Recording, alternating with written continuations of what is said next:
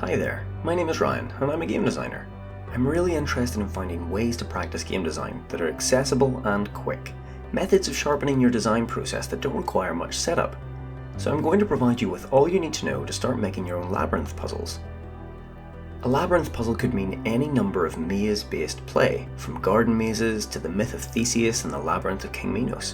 What I'm specifically referring to here is something I encountered in a mobile game called Alcazar in 2014 on iOS. In each puzzle, you must enter through one door, exit through another, cross every tile exactly once. You can move orthogonally, and walls can't be passed through. That's it. It's a very simple premise that leads to brain teasers of a special variety. It structures the feeling we get in progressing through a maze with deductive processes. It's also highly versatile as a format and has a lot of uses in video games.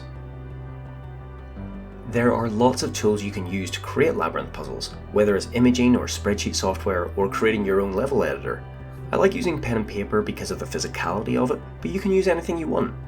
I like to get 1 cm graph paper because it makes things nice and legible.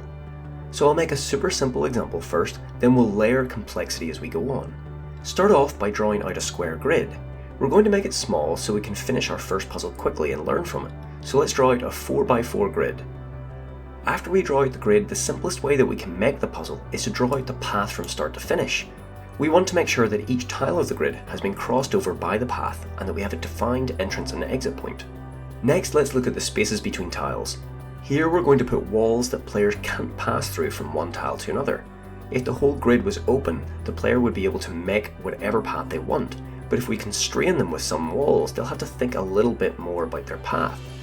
I like to take a different colour to draw the walls so players definitely recognise them. Choose a couple of different points where the path doesn't cross over to another tile, and draw a wall between those tiles. Alright, one of the last things we'll do is add a fake entrance to throw off the player. Maybe they'll start from this door first, or try to connect their path to this exit. Once you've decided on that, draw a fresh grid with the walls and entrance points where the path isn't visible, and you've got your very own labyrinth puzzle. So we accelerated the process of making the puzzle to show how easy it is to make one from start to finish. It can take less than 5 minutes to make your very first puzzle. And you can do this over and over again with many different sizes of grids, and you'll learn quite a bit about the space and how to improve. So give the puzzle you just made to a friend or family member. Ask them to solve it and observe how they get on. Did they get stuck at a certain point? Did they ask for help? How long did it take them? What did they tell you about their strategy for solving it? That last question is crucial. Without knowing how players approach labyrinth puzzles, we can't get better at making them. Without knowing what makes them difficult or easy, we can't improve our design skills in that format. So to get better at making these, it's important that we immerse ourselves in examples of these puzzles and understand how a player might approach them. One thing that's important to note about this puzzle format is that it doesn't have many popularized examples in newspapers or the App Store. So unlike Sudoku or Nonograms, there aren't well-established solving solutions for us to use to help us complete them. Solving solutions are like verbs. They're like jumping in Mario or placing meeples in a worker placement board game. They're an action that the player takes to advance through the game or puzzle. Without solving solutions, players will revert to trial and error, testing each possibility of a path. There's nothing wrong with this approach, but if you make a really big grid with lots of doors, then it would be exhausting for the player to solve it like that.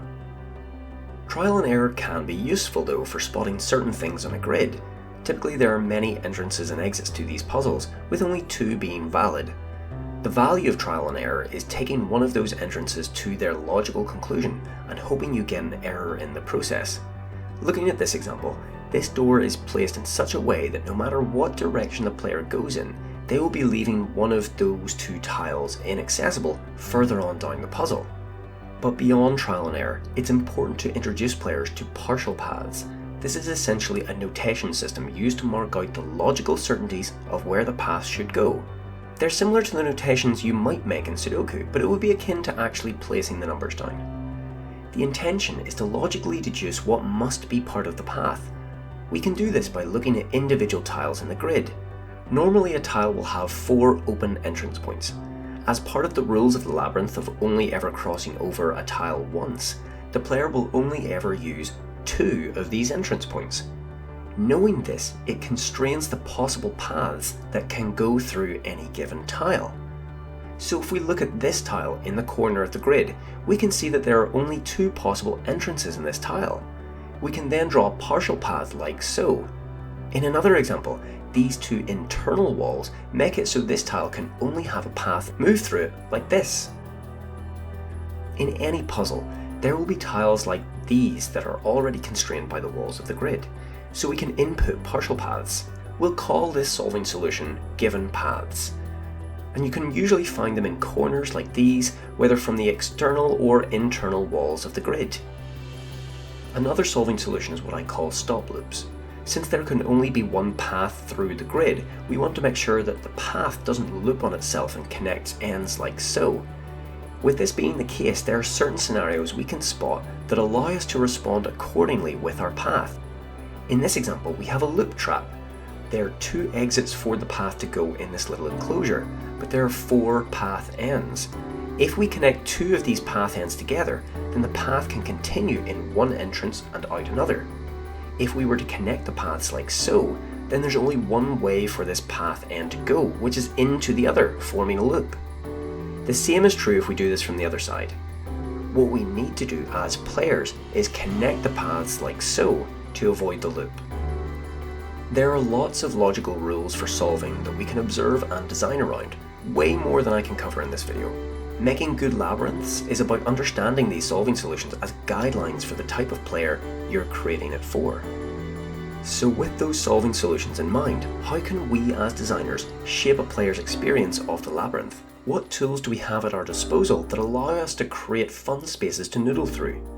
There are 4 main tools that we have: the size of the grid, the path we want to create, the walls we constrain the path with, and the doors that we use as misdirection. Experimenting with these tools separately will help you get used to the format and show you what's possible with labyrinths. Getting good at designing this type of puzzle is having a level of experience which allows you to think about and apply these tools simultaneously. And there's no better way to get experience than to use them, so let's look at what they do. The size of the grid will determine the cognitive load the player will undertake. Cognitive load refers to how much information a player has to take in and process, so a large grid with dozens of walls and entrances might short-circuit some players. A small grid will be accessible to those without much experience solving labyrinths, lending itself to a trial and error approach because the path can be broadly visualized. Whereas a large grid is suitable for those comfortable with different types of solving solutions. The size of the grid will also determine how long it will take you to design and playtest the labyrinth, so think carefully before you engage with that full-page behemoth grid. Determining the answer to the puzzle at the very start of the design process through defining the path is an accessible way to create the puzzle at first, but what we can do with our paths as we design them is acknowledge the solving solutions players might use in terms of remaining space. What happens if we start our path from the middle of the external walls? It can cut our grid in half in terms of how the player must make up the space. What happens if we make our path snake through the grid in vertical lines? It's going to stop us from using horizontal walls and could be an easy solve for the player. When we use walls to constrain the player, there is a spectrum at play. Using too many walls will constrain the player greatly and may reveal the path like a maze. On the other hand, using too few walls will give the player a lot of freedom to define how they will complete the labyrinth, and you may end up with a puzzle that has no unique solution. I like to keep a solving solution in mind when I'm placing walls. If there's a certain solving solution that I want the players to learn or practice, then I'll place some walls down and see if it allows the player to go down that route with partial paths.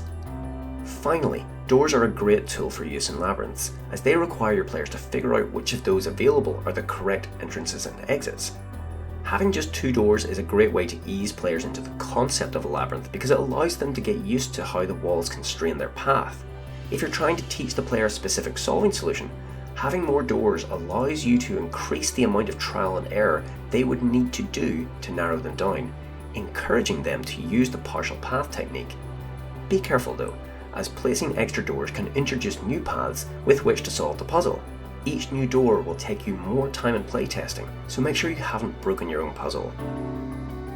Those are some of the broad strokes for making labyrinth puzzles. The best thing to do though is to get stuck in and make some of your own. The only thing I have left for you is some quick advice. Don't try and make your magnum opus on the first try. This behemoth grid took a long time, and it's not even necessarily a good puzzle for any player. What's important if you're starting out is making something quickly and getting it in front of people. Experiment at the start, but as you grow more experienced, try designing for specific solving solutions. This will help guide the experience you want players to have. A standalone puzzle is great practice for content design, but game design is about putting several puzzles together in a sequence that teaches and challenges players. It's about defining an experience you want your players to have and curating puzzles to achieve that. If you're making a short sequence of puzzles, how does the composition of each labyrinth teach the players what they need to know to progress along the difficulty curve you've defined? Does this curve reinforce the pace of the experience you want the player to have? You will learn so much about your puzzles by watching others playtest them. What did they get stuck on? What parts did they love that gave them that aha moment? What does it make you want to change about your labyrinth to better fit the experience you're looking to create? With all that said, there's no time like the present to go out and practice game design by making some labyrinth puzzles. If you need inspiration or want to try games that have a similar feeling, then look at titles like Cosmic Express and Wise Garden. They can show greater possibilities by varying the rules and adding new mechanics to play with. So if you have a moment spare to practice game design, then try your hand at a labyrinth puzzle. Whether you're working in retail and can draw them on the back of a receipt, or you're stuck in class and there's a free whiteboard, or if you have a long train journey ahead and nothing but pen and paper to keep you occupied. I'm looking forward to seeing more labyrinth puzzles in the wild. Take care, and see you for the next puzzle format. If you've made it this far, then thanks for watching. If you'd like to be notified when more videos release, then click on the subscribe button. Happy puzzling!